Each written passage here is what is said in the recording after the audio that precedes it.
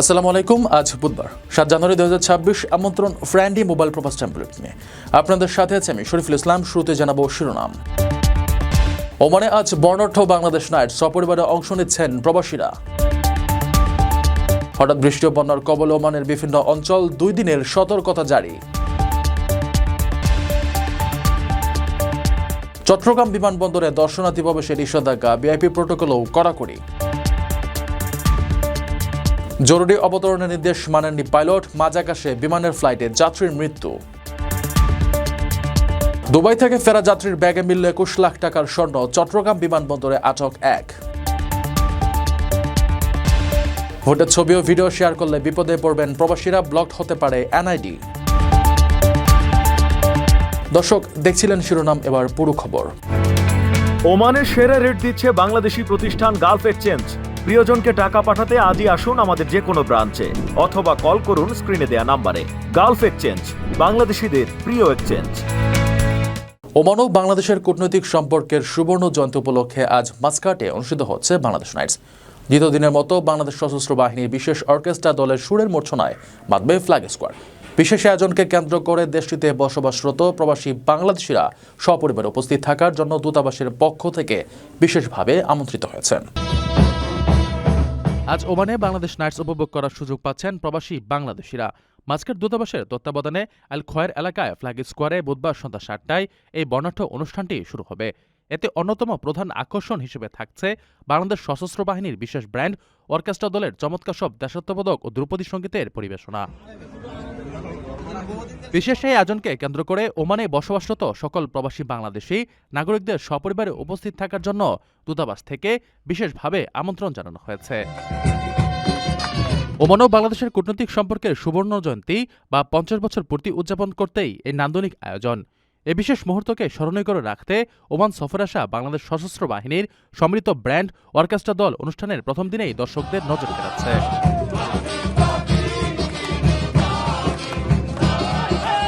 মঙ্গলবার আয়োজিত এই অনুষ্ঠানের প্রথম পর্বে ওমান ও বাংলাদেশের সামরিক ব্র্যান্ডের যৌথ বাদ্য পরিবেশনা প্রদর্শিত হয়। অনুষ্ঠানে বাংলাদেশ সেনা, নৌ ও বিমান বাহিনীর সদস্যদের সমন্বয়ে গঠিত 35 সদস্যের চৌকস দলটি বাংলাদেশের ঐতিহ্যবাহী এবং জনপ্রিয় সুরের মূর্ছনা ছড়িয়ে দেয়। এছাড়া ওমানি নৃত্যশিল্পীদের ঐতিহ্যবাহী নৃত্য এবং বাংলাদেশি সেনাদের সুশৃঙ্খল পরিবেশনা উপস্থিত দর্শকদের মুগ্ধ করে। অনুষ্ঠানে বাংলাদেশের লোকজ সুরের পাশাপাশি জনপ্রিয় সঙ্গীতের তালে প্রবাসী বাংলাদেশিদের উচ্ছ্বাস ছিল চোখে পড়ার মতো। কূটনৈতিক এই গুরুত্বপূর্ণ আয়োজনে ওমানের উচ্চপদস্থ সামরিক ও বেসামরিক কর্মকর্তা এবং বিভিন্ন দেশের কূটনীতিকরা উপস্থিত ছিলেন। এ নিয়ে ওমানে নিযুক্ত বাংলাদেশের রাষ্ট্রদূত রিয়ার অ্যাডমিরাল খন্দকার মেজবুল আজিম বলেন, আয়োজনের মূল উদ্দেশ্য হল বাংলাদেশ ও ওমানের মধ্যে বিদ্যমান গুরুত্বপূর্ণ সম্পর্ককে আরও সুদৃঢ় করা এবং সাংস্কৃতিক বিনিময় বৃদ্ধি করা। ওরা দেখতে পাচ্ছে যে ওদের কোনো অনেকেরই ধারণা নেই যে বাংলাদেশ যে আমাদের যে কোনো কিছু আমরা ইনশাল্লাহ করতে পারি। আমাদের মানুষের সেই ক্ষমতা, সেই পরিশ্রম করার মেধা এবং সেই আছে ইনশাল্লাহ। এদিকে ইতিহাসে প্রথমবারের মতো ওমানের মাটিতে এমন একটি অনুষ্ঠান সফলভাবে আয়োজনের জন্য দেশটিতে থাকা প্রবাসী বিশিষ্টজনেরা রাষ্ট্রদূতের ভূয়সী প্রশংসা করেছেন। এই আয়োজনের মাধ্যমে আমরা মনে করি যে আমাদের যে কালচারাল যে একটা সম্মান, কালচারাল যে আমাদের ঐতিহ্য আছে, এটা ওমান আজকে বুঝতে পারলো। ওমান এবং বাংলাদেশের জয়েন্ট যে প্রোগ্রামটা, এই প্রোগ্রামের মাধ্যমে আমরা ওমানের সকলকে এটা মেসেজ দিতে পেরেছি যে আমরা বাঙালিরা, আমরা বাংলাদেশের লোকজন কালচারালেও আমরা অত্যন্ত এগিয়ে আছি। আমরা আশা করি যতভাবে যে অনুষ্ঠান, আশা করি ভবিষ্যতে বাংলাদেশে আরো উত্তরোত্তর বৃদ্ধি পাবে, এই সম্পর্ক উন্নয়ন হবে। ওমান এবং বাংলাদেশের মধ্যে আগামী দিনে আমাদের বন্ধুত্ব আরো সুন্দর হবে। আমরা ওমান প্রবাসী আজকের এই অনুষ্ঠানে সবাই আসতে পেরে গর্বিত। প্রবাসীদের জন্য নির্মাণ হচ্ছে দেশের প্রথম স্মার্ট সিটি, যেখানে থাকছে স্কুল, মসজিদ, হাসপাতাল, সুইমিং পুল, হেলিপ্যাড, পাঠাগার, জিম, সুপারমার্কেট, শিশু পার্ক সহ সকল নাগরিক সুবিধা। মাত্র 30 লাখ টাকা বিনিয়োগে মিলছে আকর্ষণীয় ফ্ল্যাট। প্লাটিনাম ইনভেস্টরদের জন্য ঢাকা বিমানবন্দরে ভিআইপি প্রোটোকল সুবিধা। বিস্তারিত জানতে যোগাযোগ করুন স্ক্রিনে দেয়া হোয়াটসঅ্যাপ অথবা ইমো নাম্বারে। 2 দিনের সতর্কতা জারির পর ওমানের একাধিক অঞ্চলে ব্যাপক বৃষ্টিপাতের খবর পাওয়া গেছে। মাস্কাট, উত্তর আল শারকিয়া এবং আল দাখিলিয়ার বিভিন্ন এলাকায় মঙ্গলবার রাত থেকেই মেঘলা আকাশ ছিল। বুধবার সকাল থেকে এসব এলাকায় মাঝারি থেকে ভারী বৃষ্টিপাত রেকর্ড করা হয়। উপকূলীয় এলাকাগুলোতে বৃষ্টি পড়েছে বেশি, এতে নিচু এলাকা এবং ওয়াদিগুলোতে দ্রুত পানি বেড়ে যাওয়ার শঙ্কা তৈরি হয়েছে। ওমানের মাস্কাট সহ বেশ কিছু প্রদেশে বুধবার সকাল থেকেই বৃষ্টিপাতের খবর পাওয়া গেছে। আবহাওয়া দপ্তরের তথ্য অনুযায়ী মাস্কাট, উত্তর আল শার্কিয়া এবং আল দাখিলিয়া প্রদেশের বিভিন্ন অঞ্চলে মঙ্গলবার রাত থেকেই মেঘলা আকাশ ছিল এবং বুধবার সকাল থেকে মাঝারি থেকে ভারী বৃষ্টিপাত রেকর্ড করা হয়েছে।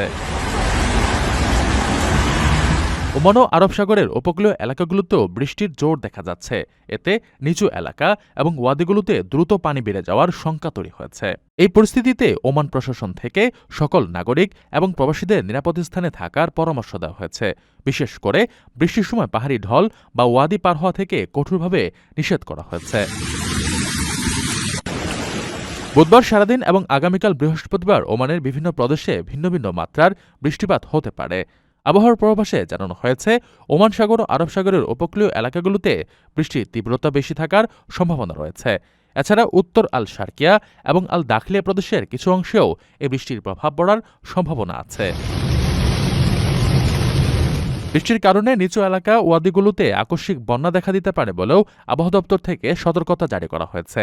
আকস্মিক বন্যার ঝুঁকির কথা মাথায় রেখে প্রশাসনের তরফ থেকে বৃষ্টির সময় প্রবাহিত ওয়াদি বা পাহাড়ি ঢল পার হওয়া থেকে বিরত থাকার জন্য কঠোর নির্দেশনা দিয়েছে।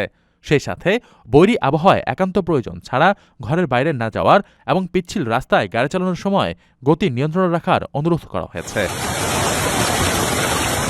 আপনার স্বপ্নগুলো আকাশ ছুবে প্রবাসীর হেলিকপ্টারের মাধ্যমে। বিয়ে, জন্মদিন অথবা যে কোনো বিশেষ প্রয়োজনে হেলিকপ্টার ভাড়া করতে যোগাযোগ করুন স্ক্রিনে দেয়া নাম্বারে। প্রবাসীর হেলিকপ্টার, নিরাপদ ও সাশ্রয়ী বাহনের বিশ্বস্ত নাম। আসন্ন জাতীয় নির্বাচন ও দেশের সার্বিক নিরাপত্তা বিবেচনায় চট্টগ্রাম শাহ আমানত বিমানবন্দরে দর্শনার্থী প্রবেশে কড়াকড়ি আরোপ করা হয়েছে। এখন থেকে বিমানবন্দরের ড্রাইভওয়েতে যাত্রী ও তাদের যানবাহন ছাড়া অন্য কারো প্রবেশ সম্পূর্ণ নিষিদ্ধ। এমনকি ভিআইপি প্রোটোকলের ক্ষেত্রেও নতুন সীমাবদ্ধতা আনা হয়েছে। চট্টগ্রামের শাহ আমানত আন্তর্জাতিক বিমানবন্দরের টার্মিনাল ড্রাইভওয়েতে যানবাহন ও যাত্রী ছাড়া অন্যান্য দর্শনার্থীর প্রবেশ সম্পূর্ণ নিষিদ্ধ করা হয়েছে। একই সঙ্গে রাষ্ট্রের অত্যন্ত গুরুত্বপূর্ণ ব্যক্তিদের, প্রোটোকলে আসা কর্মকর্তাদের প্রবেশেও সীমিত করা হয়েছে। মঙ্গলবার বিমানবন্দরের জনসংযোগ কর্মকর্তা প্রকৌশলী মোহাম্মদ ইব্রাহিম খলিলের পাঠানো এক বিজ্ঞপ্তিতে এ তথ্য জানানো হয়েছে বিমানবন্দরে ভিআইপি লাউঞ্জ ব্যবহারে রাষ্ট্রের অত্যন্ত গুরুত্বপূর্ণ ব্যক্তি ও তাদের পরিবারের সদস্যদের প্রোটোকলের জন্য একজন অনুমোদিত ব্যক্তি ভেতরে ঢুকতে পারবেন। বিজ্ঞপ্তিতে আরও জানানো হয়েছে, বিমানবন্দরে আসা যাত্রীবাহী সব যানবাহনকে সরাসরি প্রধান পার্কিং বা কার্গো পার্কিং এলাকায় ঢুকে যাত্রী ওঠানামা করতে হবে।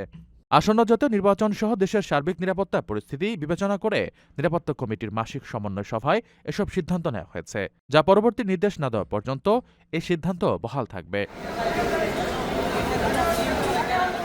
আকর্ষণীয় রেট ও দারুণ সব ডাটা বান্ডেল পেতে আজই ব্যবহার করুন ফ্রেন্ডলি সিম। পাইলটের অবহেলায় মাঝ আকাশে বিমানের ভেতরে এক যাত্রীর মৃত্যুর ঘটনায় তোলপাড় শুরু হয়েছে।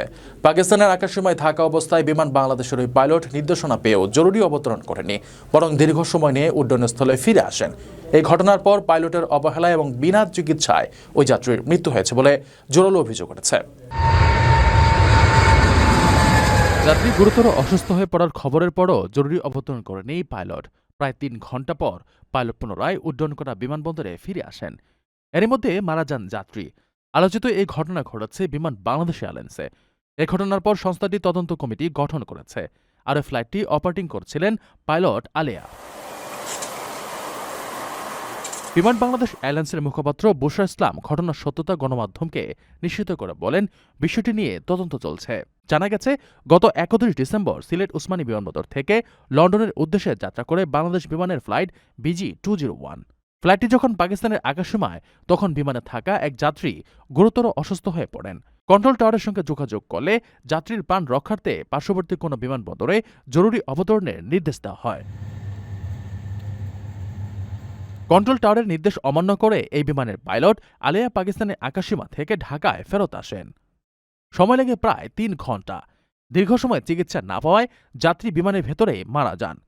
পরে আবহজনিত কারণে বিমানটি ওই দিন আর লন্ডনে যেতে পারেনি। এতে দুর্ভোগে পড়েন অনেক যাত্রী। অন্য যাত্রীরা। জানা গেছে, তদন্ত কমিটি সংশ্লিষ্ট যাত্রীর মেডিকেল ফিটনেস, ক্লিয়ারেন্স ও প্রি ফ্লাইট মেডিকেল শর্ত যথাযথভাবে অনুসরণ করা হয়েছিল কিনা, ফ্লাইট ডাইভার্সন বা ঢাকায় ফিরে আসার সিদ্ধান্তটা কতটা যৌক্তিক ছিল, ইনফ্লাইট ফার্স্ট এইড ও জরুরি জীবনরক্ষাকারী ব্যবস্থা সময়মতো নেওয়া হয়েছিল কিনা, এই বিষয়গুলো পর্যালোচনা করবে।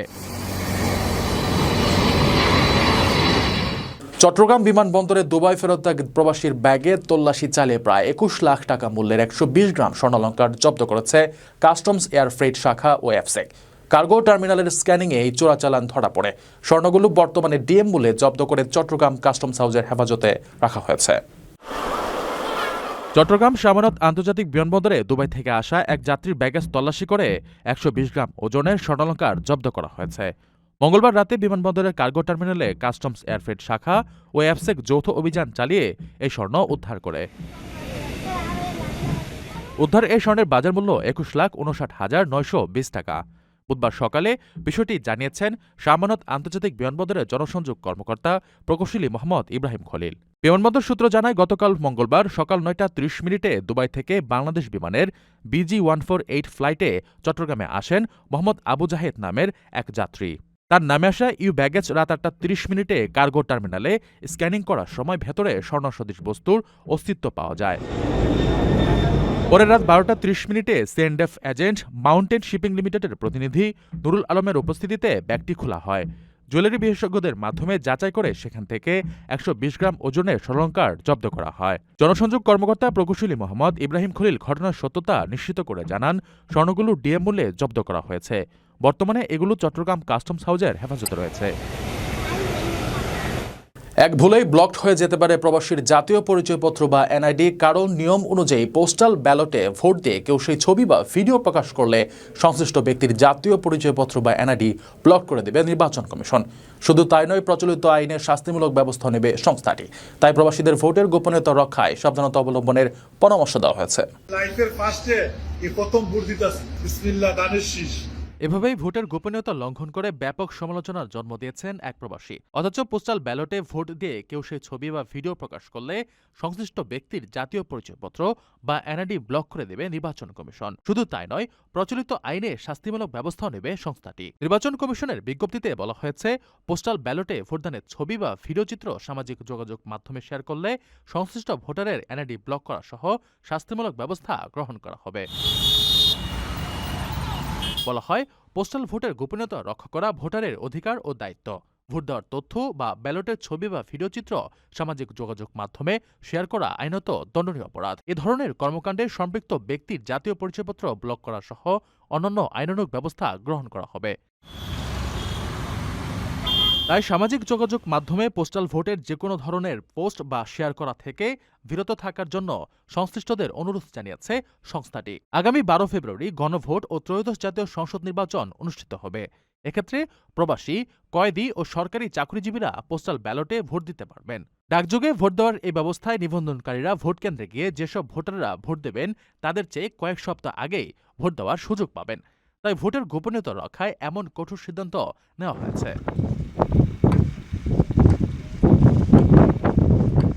দর্শক দেখছিলেন ফ্রেন্ডলি মোবাইল প্রবাস টাইম বুলেটিন। শেষ করার আগে শিরোনামগুলো জানিয়ে দিচ্ছি আরো একবার। ওমানে আজ বর্ণাঢ্য বাংলাদেশ নাইট, সপরিবারে অংশ নিচ্ছেন প্রবাসীরা। হঠাৎ বৃষ্টি ও বন্যার কবলে ওমানের বিভিন্ন অঞ্চল, 2 দিনের সতর্কতা জারি। চট্টগ্রাম বিমানবন্দরে দর্শনার্থী প্রবেশে নিষেধাজ্ঞা, ভিআইপি প্রটোকলও কড়াকড়ি। জরুরি অবতরণের নির্দেশ মানেননি পাইলট, মাঝ আকাশে বিমানের ফ্লাইটে যাত্রীর মৃত্যু। দুবাই থেকে ফেরা যাত্রীর ব্যাগে মিলল ২১ লাখ টাকার স্বর্ণ, চট্টগ্রাম বিমানবন্দরে আটক 1। ভোটের ছবি ও ভিডিও শেয়ার করলে বিপদে পড়বেন প্রবাসীরা, ব্লকড হতে পারে এনআইডি। এ ছিল ফ্রেন্ডলি মোবাইল প্রবাস টাইম বুলেটিনের আজকের আয়োজনে। প্রবাসের সর্বশেষ সংবাদ পেতে ভিজিট করুন probastimes.net, সাবস্ক্রাইব করুন আমাদের ইউটিউব চ্যানেল এবং চোখ রাখুন ফেসবুক পেজে। পরবর্তী বুলেটিন দেখার আমন্ত্রণ জানিয়ে আজকের মতো বিদায় নিচ্ছি আমি শরীফুল ইসলাম। সেই পর্যন্ত সবাই ভালো থাকবেন এবং নিরাপদে থাকবেন। আল্লাহ হাফেজ।